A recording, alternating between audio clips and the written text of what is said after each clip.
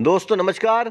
5 फरवरी को बसंत पंचमी का त्यौहार है। बसंत पंचमी एक बड़ा त्यौहार है, लेकिन आज भी बहुत सारे लोग इस त्यौहार के बारे में नहीं जानते हैं। लेकिन हर हिंदू को इस त्यौहार को मनाने का कारण, मनाने के तरीके, इसका इतिहास और इसके महत्व का ज़रूर पता होना चाहिए। इस वीडियो में मैं इन सारी बातों के बारे में आपको बढ़िया जानकारी देने वाला हूं। मेरे साथ आगे भी जुड़े रहने के लिए मेरे चैनल को सब्सक्राइब करें और साथ में बने घंटी के निशान को क्लिक करना ना भूलें। दोस्तों, बसंत पंचमी हिंदुओं का एक प्रमुख त्यौहार है। बसंत पंचमी को श्री पंचमी और ज्ञान पंचमी भी कहा जाता है। ये त्यौहार माघ के महीने में शुक्ल पंचमी के दिन मनाया जाता है। बसंत पंचमी से जुड़ा एक रोचक तथ्य ये भी है कि हर साल इसकी तारीख तो बदल जाती है, लेकिन इसका जुड़ाव सीधे सीधे होली से है, क्योंकि बसंत पंचमी से 40वें दिन होली होती है। यहाँ आपको ये भी बता दूं कि पूरे साल को 6 ऋतुओं में बांटा जाता है, जिसमें वसंत ऋतु, ग्रीष्म ऋतु, वर्षा ऋतु, शरद ऋतु, हेमंत ऋतु और शिशिर ऋतु शामिल हैं।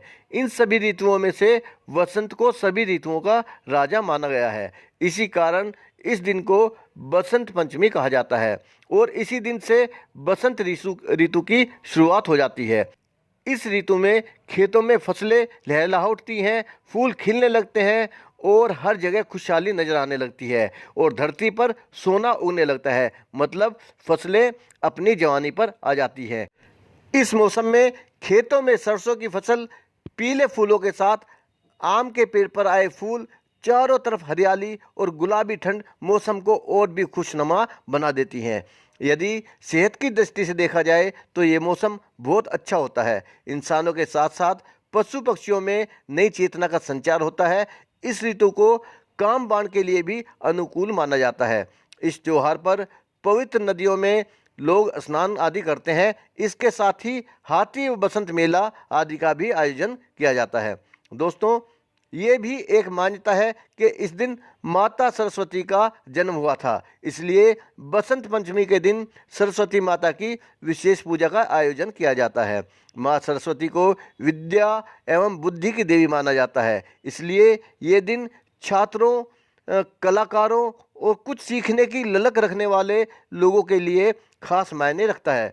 बसंत पंचमी के दिन माँ सरस्वती से विद्या, बुद्धि, कला एवं ज्ञान का वरदान मांगा जाता है। इस दिन लोग पीले रंग के कपड़े पहनकर पीले फूलों से देवी सरस्वती की पूजा करते हैं और लोग पतंग उड़ाते हैं और खाद्य सामग्री में मीठे पीले रंग के चावल का सेवन करते हैं। पीले रंग को बसंत का प्रतीक माना जाता है। बताया जाता है कि सर्वप्रथम श्री कृष्ण और ब्रह्मा जी ने देवी सरस्वती की पूजा की थी।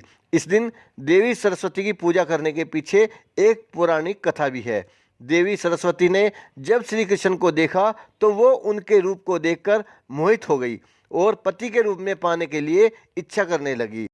इस बात का भगवान श्री कृष्ण को पता लगने पर उन्होंने देवी सरस्वती से कहा कि वो तो राधा के प्रति समर्पित हैं, परंतु सरस्वती को प्रसन्न करने के लिए भगवान श्री कृष्ण देवी सरस्वती को वरदान देते हैं कि प्रत्येक विद्या की इच्छा रखने वाले को माघ महीने की शुक्ल पंचमी को तुम्हारा पूजन करेंगे। ये वरदान देने के बाद सर्वप्रथम भगवान कृष्ण ही सरस्वती की पूजा करते हैं। दोस्तों, बसंत पंचमी के ऐतिहासिक महत्व को लेकर एक मान्यता ये भी है कि सृष्टि रचयिता भगवान ब्रह्मा ने जीवों और मनुष्यों की रचना की थी तथा ब्रह्मा जी जब सृष्टि की रचना करके उस संसार को देखते हैं तो उन्हें चारों ओर सुनसान निर्जनहीन दिखाई देता है एवं वातावरण बिल्कुल शांत लगता है, जैसे किसी की वाणी ना हो। ये सब करने के बाद भी ब्रह्मा जी मायूस और उदास थे, संतुष्ट नहीं थे। तब ब्रह्मा जी भगवान विष्णु जी से अनुमति लेकर अपने कमंडल से थोड़ा सा जल पृथ्वी के ऊपर छिड़कते हैं। कमंडल से धरती पर गिरने वाले जल से पृथ्वी पर कंपन होने लगती है। एक अद्भुत शक्ति के रूप में 4 भुजाओं वाली सुंदर स्त्री प्रकट होती है। उस देवी के एक हाथ में वीणा, दूसरे हाथ में वर मुद्रा होती है, बाकी अन्य हाथ में पुस्तक और माला थी। ब्रह्मा जी उस स्त्री से वीणा बजाने का अनुरोध करते हैं। देवी के वीणा बजाने से संसार के सभी जीव जंतुओं को वाणी प्राप्त हो जाती है। उस पल के बाद से देवी को सरस्वती कहा जाने लगा। उस देवी ने वाणी के साथ साथ विद्या और बुद्धि भी दी। इसलिए वसंत पंचमी के दिन घर में सरस्वती की पूजा की जाती है। अर्थात दूसरे शब्दों में वसंत पंचमी का दूसरा नाम सरस्वती पूजा भी है।